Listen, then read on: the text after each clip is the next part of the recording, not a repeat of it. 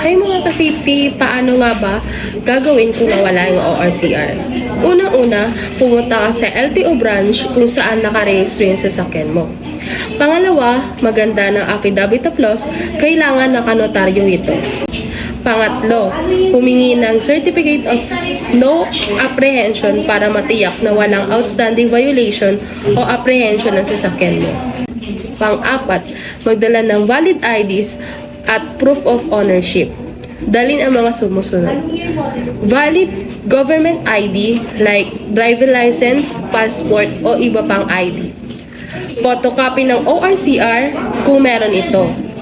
Panglima, mag-request ng duplicate copy ng ORCR, punan ang mga application form para sa duplicate na ORCR. I-submit ang mga kailangan na ID. Pang-anim, magbayad ng kaukulang bayad. May bayad ang pagkakuha ng duplicate ORCR, maganda ang sapat na pera para sa processing fee. Pang-pito, maghintay ng releasing. Maaaring aabutin ng ilang araw o linggo ang proseso, depende sa LTO branch. Sana nakatulong ang tips na ito. Dahil dito sa Vanguard, live without limits.